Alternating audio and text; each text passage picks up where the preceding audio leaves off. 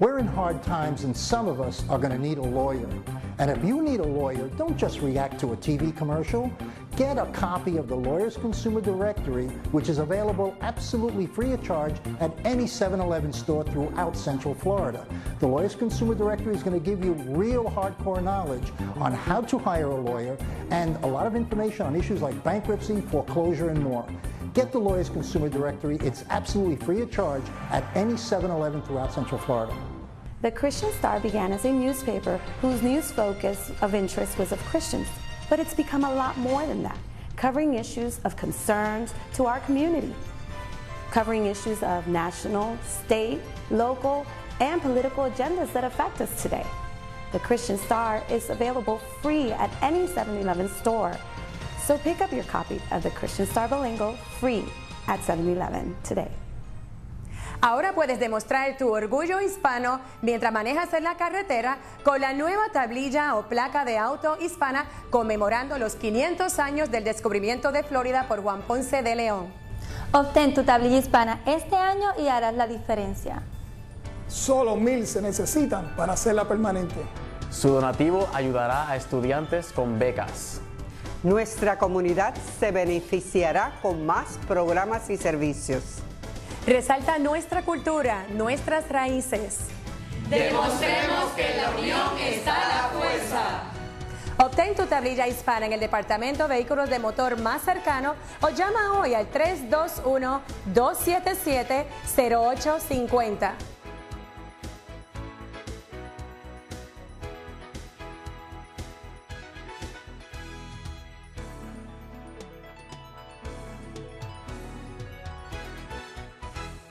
Hi, I'm Danny Ramos, and welcome to this week's edition of Hispanic Speak Out TV, brought to you for the past 13 years on Bright House Cable. We have an interesting show tonight.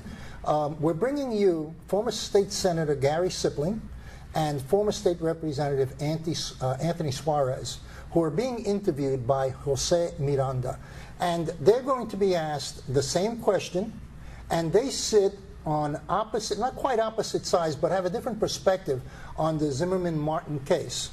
They'll be asked the same questions, and then you're going to see the responsive answers of each one. Jose Miranda will be doing the interview, so let's go over to Jose right now, and we'll start the interview with these two top minority leaders. In the case, we're talking, of course, about Trevor Martin and George Zimmerman. And is this a civil rights discrimination case? Well, technically, it's not.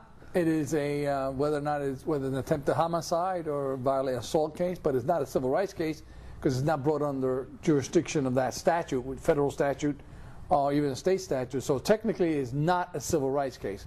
However, what you see is people lining up and making it a racial case due to the nature of the facts. So that it looks like a racial discrimination case, but it is not technical racial discrimination case. Well, you know, whenever you have parties that are of different race, it always brings to mind that there may be some civil rights implication. It probably certainly will be if Zimmerman is acquitted. I think there's already been some contact with the U.S. Attorney General, and he has some people on the ground investigating, so it may be a civil rights discrimination case to some level, some degree. Okay. Do you feel there are opportunists that are using this case to promote their own agenda? Oh, there's no question about that one, that they are people. I mean, we've had people like the Reverend Sharpton, who was famous for New York, bringing the Tawana Brawley matter. I'll never forget that. I'm from New York, so I remember that like yesterday. And he came down here to set forth his agenda and use it to promote his agenda. Mm-hmm. So yes, they are definitely people who are down here promoting their agenda. Then you've got people coming on the side of gun control and anti-gun control and the NRA. Everybody's jumping in, and you go into the websites, everybody's trying to raise money for their own agenda. So that's pretty clear. There's always some people who are concerned about a big event like this. They have their interests at stake even before this kind of incident occurs, such as the Trayvon Martin. We had a group came down from, I think, New York City, right, and they did a little picket at the City Hall, at the courthouse on this weekend. They may have some good intentions. Some may have less good intentions than the others. Okay. Would this have gotten the same media attention if a black man would have shot a white guy, a white man? I don't think it would have, primarily because the reason it got so much attention was, in fact, the parents making this a racial, making a racial connotation that, but for the fact that he's a black young man, and the police didn't even bother making an arrest. They were the one brought it to the attention, and it brought the whole civil rights movement into it. If it had been reversed, there would have been no civil rights angle to it, and it would have just been another crime story. And therefore, I don't think you would have had all the media attention directed to it, simply because of the agenda of the people bringing it into it. It probably would have been if a black man would have shot a white boy, just as a white man shot a black boy. I think people are concerned about kids, no matter what color they are. And of course, when it occurred in Sanford, a city with its history, I think it probably would have gotten the same kind of coverage. Okay. Do you think the media is taking sides on this issue? Initially, I thought, I think they've even-handed it, but initially I thought they were taking sides, because you start seeing pictures of Trayvon Martin when he was 6 years old.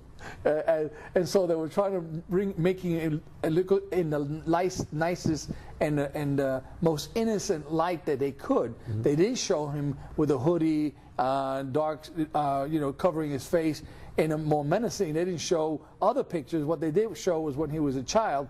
And so clearly, to me, that was an indication the media had decided that they want to jump into this thing. Since then, I think they've sort of leveled out and are now just trying to report the facts. Absolutely, it's obvious. Some people say that Fox News is supporting Zimmerman and his cause, and of course you got the other news media concerned about the fact that it was a youth that was killed, and then you got some media digging up Trayvon's past and of course Zimmerman's past, and I think the media pretty much wants to inform the public, but they also like to sell commercials. If George Zimmerman gets acquitted, will there be racial issues, racial unrest, I should say? I'm not from Sanford. Of course, we live close. I live in Orlando. But from what I'm reading in the paper, what the family said, and they have publicly said, is that they were interested in getting a hearing, that the man would be arrested and there was, in fact, a trial. That they would leave it up to the jury to determine whether or not the facts are the case. They've accomplished that. Zimmerman was, in fact, arrested. He has been charged with attempted murder. And so, therefore, they've got what they want. Now, if they're looking for convictions, they haven't said that. They have not said that publicly. They're looking for a conviction. Their position has been up to this point that they were just looking for justice, that he be brought to justice, and then let this system work. So if there's a verdict and he's acquitted and they're true to their word, there should be no problem. But that, again, it's not really in the control, I think, of just the people here. It could be depending on people outside of Sanford who start agitating to the point where then things will get ugly here. You probably will in certain cities, Miami, maybe St. Pete, because Trayvon Martin was residing in Miami, and Miami has a history of when there's unrest, when there's issue concerning black and white, or allegations of mistreatment, they kind of go to the streets and vent their frustrations, but hopefully we'll have things in line to make sure it does not occur. But the likely spots, of course, are Miami and maybe St. Pete. Florida's stand your ground law seems to be in conflict in this case, okay? Was it a factor? Does it need to be changed, and how? Well, it is a factor, and some clarification may have to be made to the law. The attempt was, the original legislative intent was that someone does not have to back away from an assault by being approached by someone who's threatening them. Unlike New York, for example, in New York state law, you cannot use deadly physical force. When confronted with deadly physical force, you have a duty to retreat. Right. Well, Florida doesn't have that. You can use deadly physical force and stay right there. Now, the question is, who makes the confrontation? What does that mean? Did Trayvon Martin confront Zimmerman, or did Zimmerman confront Zimmerman? Did Zimmerman confront Trayvon when he was following him as his duties as a police officer? That's unclear. whether that's provoked. And the law leaves lots of gray area there. I thought the lawyers were very smart in this particular case, not pushing the hearing they're entitled to before the judge, because I felt that the judge would have too much pressure and probably would have denied their motion. That would have gotten a lot of publicity, and it would have prejudiced them with the potential jurors. Instead, they waited. They'll select the jury, and then maybe they'll bring the motion now to see the judge after the jury has been selected and sequestered away from the news. If the stand your ground law was in effect, then Zimmerman would have been released and he would have been acquitted or not charged, I believe, under the law. Since he's still being charged with second-degree murder, obviously the stand your ground defense does not apply. I think it's going to be a tough case because they are dealing with second-degree murder, which deals with intent and perhaps Mrs. Zimmerman being the aggressor. And I don't know if they have a testimony to that extent. But the stand your ground has a conflicting opinions around the country and, of course, in the state. You know, the Constitutional Amendment allows us to have to bear arms. And I think everyone has a right to protect themselves, but you know, we don't want a law that's in effect that is being abused, or say for instance it's used one way in Miami, another way in Tallahassee, another way in St. Pete, or another way in Pensacola. We must have a law that is uniform in terms of its application. So that's why I think that it should be continued to be looked at, but I think overall we have a right to bear arms. If this law didn't exist at all, wasn't on the books, would these two guys ever have met? I think probably so. The law didn't make the confrontation. The problem is that Trayvon was a young man in a neighborhood that was not known to him because he came from Miami. He was there visiting. And Zimmerman was a young man who wants to be a police officer and was there looking to solve problems. And he saw Trayvon Martin in his eyes as a potential problem. That would have happened with stand your ground or not stand your ground. We've had lots of cases like this in the past. So I don't think stand your ground made the problem, but stand your ground complicates the problem, because now the question is what was justified? Was Zimmerman justified in approaching him, and was Trayvon justified in striking him, assuming that the facts are that he did strike him? So what the law has done is make more complicated determination who was in the right. And then because that's often a question of perception by the people in the system, that's where you get hard feelings. The Martin family, Trayvon Martin family, is perceiving it was an unjust. Zimmerman felt he was justified in protecting his neighborhood and standing his ground. The question will be now determined by a jury. It's kind of very difficult for all sides. This is one of those hard cases. Well, yeah, I think they would have met because Mr. Zimmerman was on patrol, according to his testimony, on patrol, and he saw a youth that he thought looked suspicious who happened to be a characteristic of a black person. And of course, he, from what I can understand, his middle thoughts were that, hey, they're always around here and they always get away with something. So even though he was told to stand down, he did not stand down, and he pursued Trayvon Martin. And of course, they ended up in a scuffle. And of course, as we all know, Trayvon is now deceased, and Mr. Zimmerman is facing second-degree murder trial. So if perhaps Mr. Zimmerman had not gotten out of his car, had gone on about his business and allowed Mr. Trayvon Martin to go to his dad's house, you and I would not be here tonight talking about this case. Why was the white police chief replaced by a black police chief? Well, I tell you something, you know, you have to go back to the history of Sanford.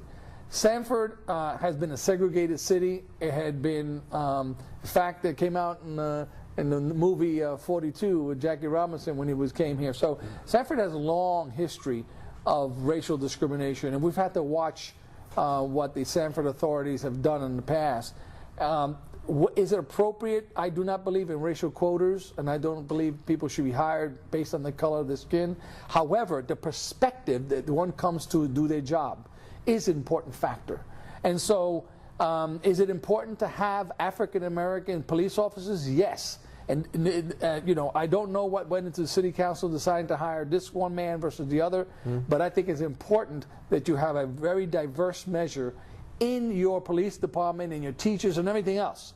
to get different perspective, because they actually make the experience for everyone better. So did they do it as a response to try to quiet the people? Hopefully not. I think that hopefully they did it simply because he was a really good police officer. He knows his job, could be a good, effective officer, and it's time to get a different perspective.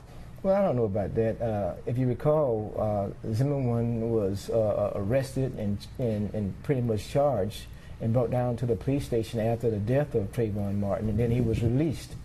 All right, and then after all the circumstances were revealed to the public, it was discovered that perhaps he should not have been released.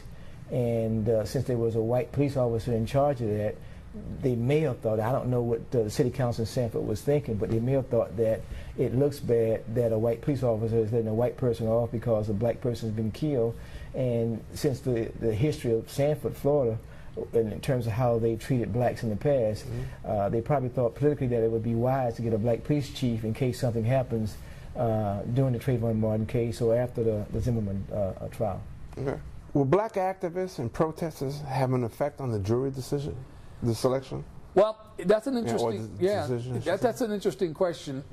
The defense and the prosecution did not object. The defense brought a motion to keep the names of the jurors secret. Most of the time, it's the prosecution who wants to keep the names secret, so the defense it has no access to them or cannot threaten them or know where they are. In this case, the defense asked for anonymous selection of the jury so that the media wouldn't be affected, so they would not be affected by the media or pressure from the outside sources.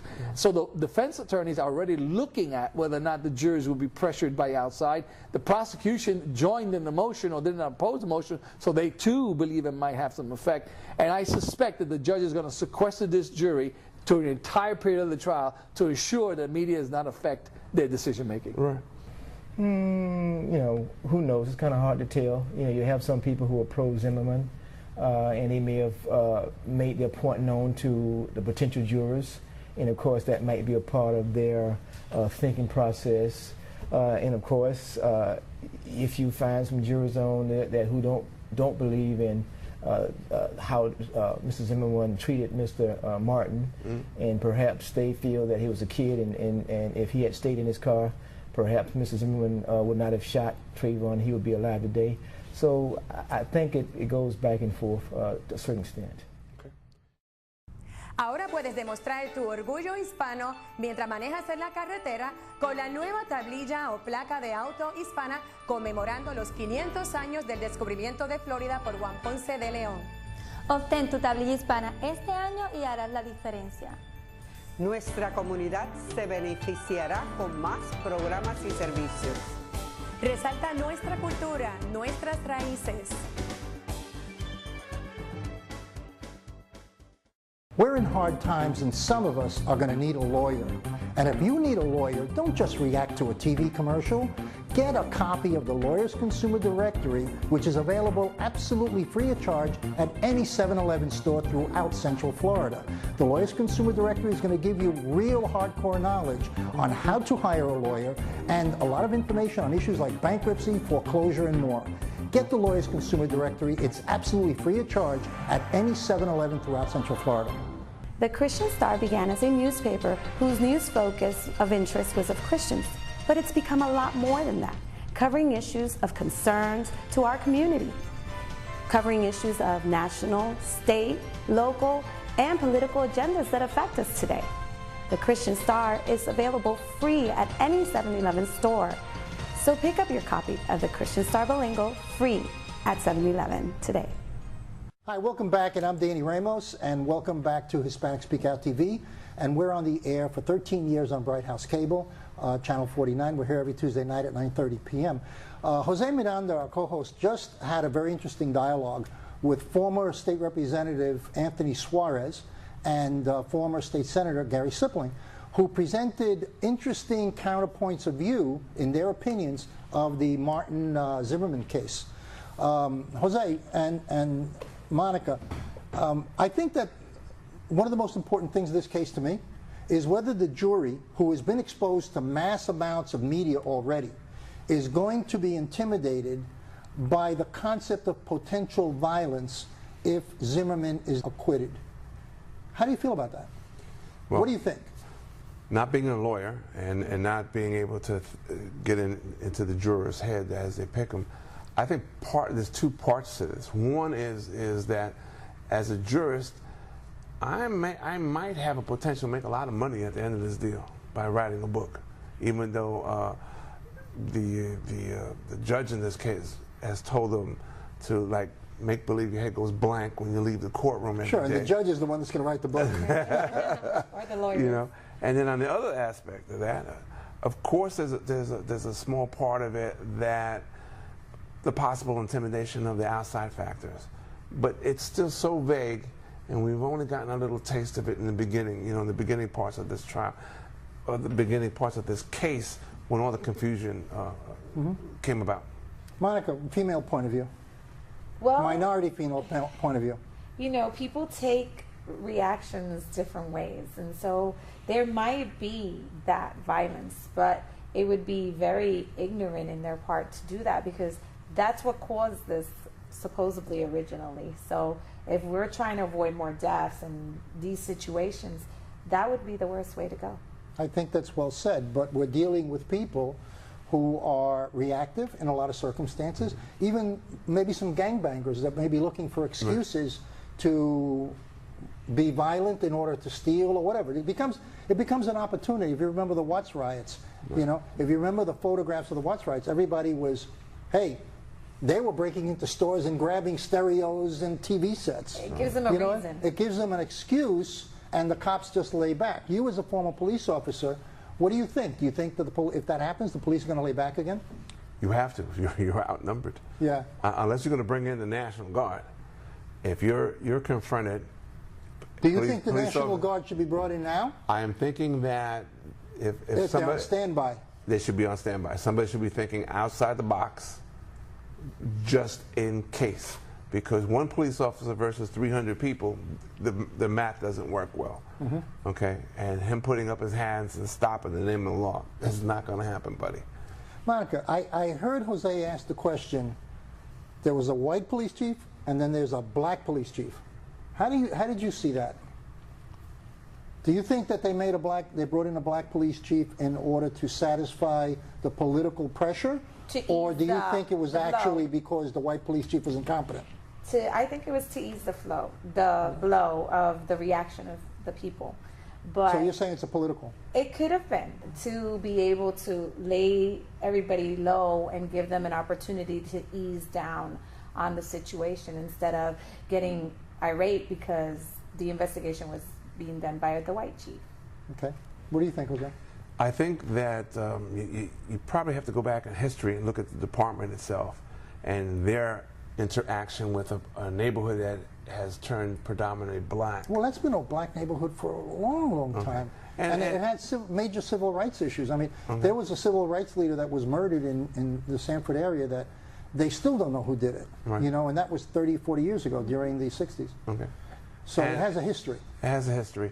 I think based on that history, based on the circumstances of this particular case, I think they opted out, the powers that be opted out to easing the tensions by trying to balance out the powers that be.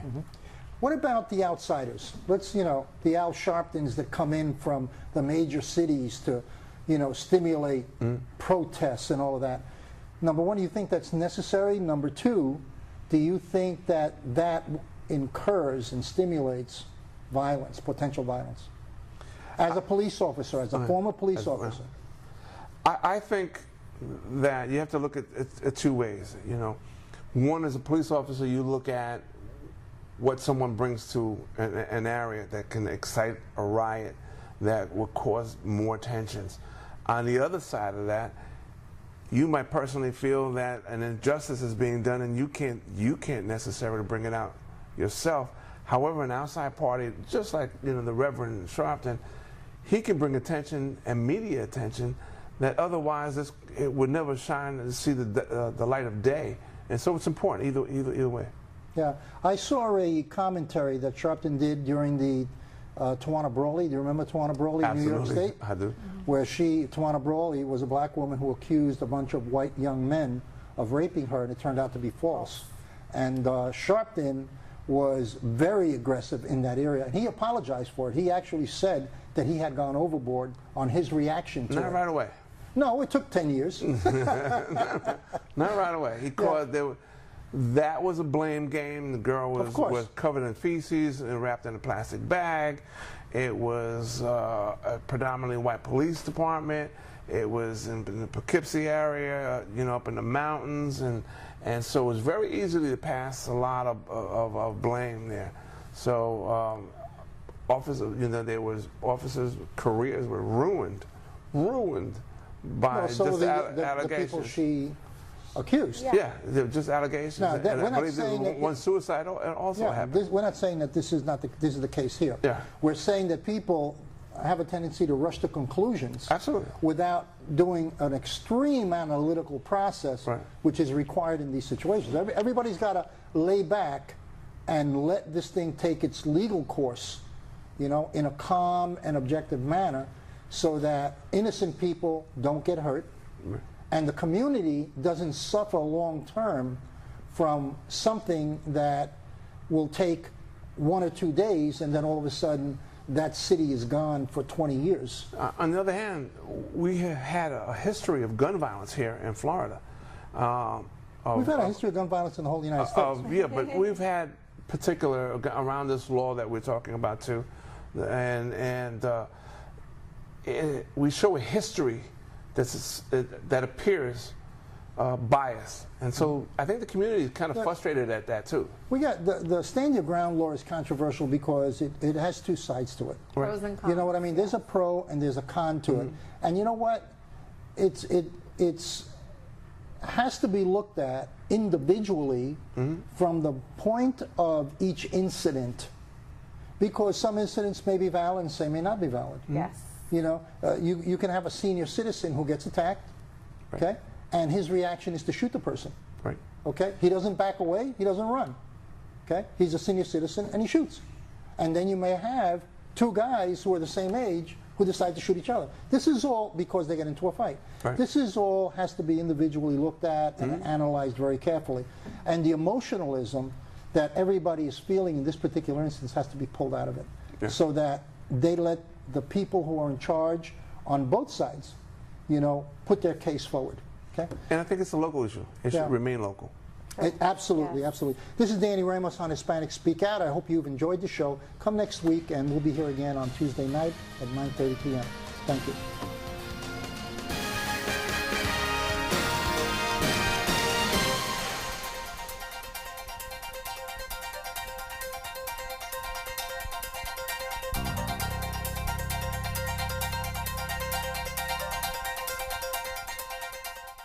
We're in hard times, and some of us are going to need a lawyer.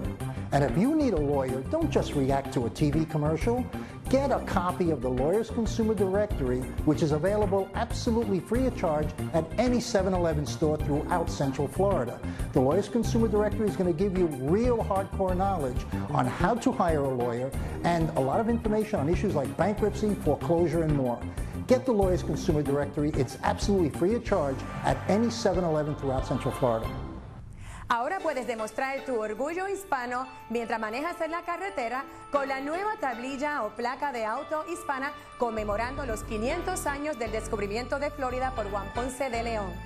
Obtén tu tablilla hispana este año y harás la diferencia. Nuestra comunidad se beneficiará con más programas y servicios. Resalta nuestra cultura, nuestras raíces.